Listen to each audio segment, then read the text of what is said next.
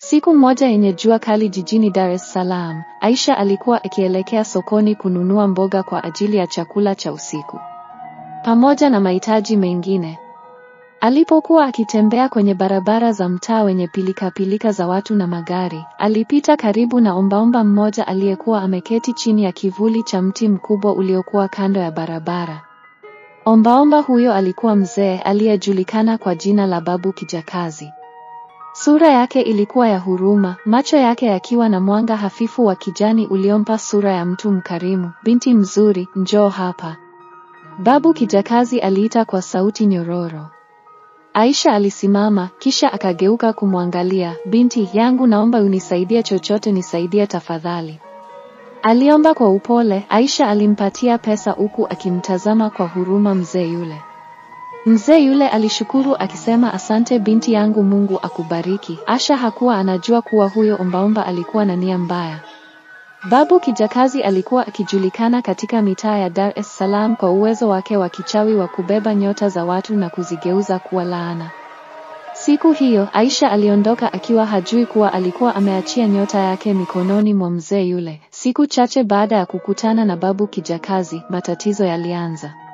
Kazini, Aisha alipokea barua ya onyo kutoka kwa mwajiri wake.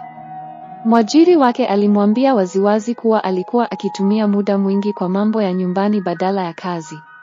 Uwezo wake wa kufanya kazi ulishuka ghafla, na hakujua kwa nini kila kitu kilikuwa hakifanyi kazi jinsi inavyopaswa. "Bwana Juma, naomba unipe nafasi nyingine.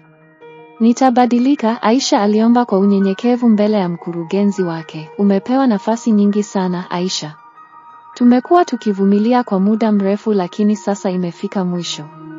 Kuanzia leo, tunakusimamisha kazi kwa muda usiojulikana," alisema kwa sauti ya ukali. Aisha alihisi kama dunia imebomoka mbele yake.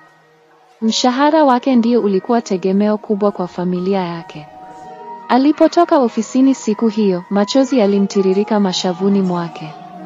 Alijaribu kujifariji kuwa mambo yangekuwa sawa, lakini wingu zito la huzuni lilimkaba kooni. Baada ya siku 2, alipokwenda benki kutoa pesa kwa ajili ya kununua mahitaji ya mtoto wake mdogo wa mwaka mmoja, Imani, alipokea taarifa ya kushangaza. "Samahani, akaunti yako imezuiliwa. Huwezi kutoa pesa kwa sasa," alisema mhudumu wa benki kwa sauti ya upole isiyo na msaada. "Imekuwaje?" Aisha aliuliza kwa wasiwasi, lakini hakukuwa na majibu ya kuridhisha. Akaunti yake ilikuwa imefungwa bila maelezo ya wazi. Aliporudi nyumbani, matatizo mengine makubwa yalikuwa yakimsubiri.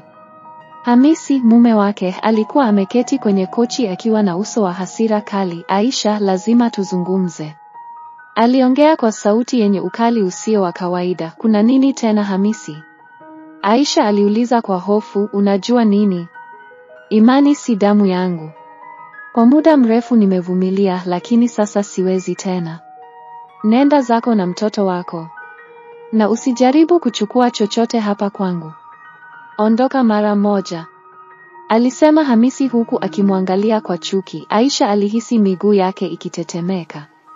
Alijaribu kumshawishi Hamisi kwamba alichokuwa akisema si kweli, lakini Hamisi alikuwa amekataa kabisa kusikiliza. Aisha alilazimika kuondoka na mwanae Imani, mikono yake ikiwa mitupu, moyo wake ukiwa umevunjika vipande vipande. Aliwatafuta marafiki ambao aliwasaidia sana wakati wa shida zao, lakini hakuna hata mmoja aliyekuwa tayari kumsaidia. Aliomba msaada, alilia mpaka akakauka machozi, lakini walimtenga kama mtu asiye na maana. Alijaribu kwenda ustawi wa jamii, lakini alikutana na maafisa wenye mioyo migumu na maneno ya dhihaka. "Hatuwezi kukusaidia. Unaonekana kama mtu asiyejituma. Kila mtu ana tatizo lake, utajifanyaje wewe ni wa kipekee?" alisema afisa mmoja huku akimwangalia kwa dharau. Kwa siku nyingi, Aisha alilala kwenye jumba la magofu ambalo halijamalizika kujengwa. Kila usiku alikesha akimlinda Imani dhidi ya baridi na viumbe wa kutisha waliokuwa wakizunguka huko. Alijua kwamba wavulana wa mitaani wenye tabia mbaya walikuwa wakipita hapo mara kwa mara, lakini hakuwa na pa kwenda. Siku moja alipokuwa sokoni akiomba msaada wa chakula, alikutana na mwanamke mmoja mwenye uso wa huruma, aitwaye Farida. Farida alimsikiliza Aisha kwa umakini na machozi yalijaa machoni mwake.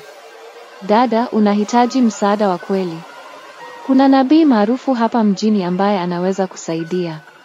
Anajulikana kwa maono yake na uwezo wa kipekee, Farida alisema kwa sauti ya faraja. Aisha alikubali kwenda naye. Walipofika kwenye nyumba ya nabii yule, walipokewa kwa heshima kubwa. Nabii huyo aliweka mkono wake juu ya kichwa cha Aisha na kusema, binti, nyota yako imebebwa na kiumbe mwenye nia mbaya. Lazima tuende ulipomsaidia kiumbe mbaya. Ukiza ni mtu mwema na tuombe maombi ya ukomboa. Mwanga wako utarejea na giza litatoweka. Nabii huyo alizungumza kwa kujiamini. Walikwenda pamoja hadi sokoni ambako ombaomba yule babu kijakazi alikuwa ameketi. Ombaomba huyo alipowaona kwa mbali alipata wasiwasi. Walipomkuta, nabii alianza kumkemea kwa sauti ya mamlaka. Wewe roho chafu, rudisha nyota ya huyu binti mara moja. Mzee yule alibadilika ghafla. Uso wake ulipoteza sura ya kibinadamu na kugeuka kuwa kiumbe wa kutisha aliyejaa moto.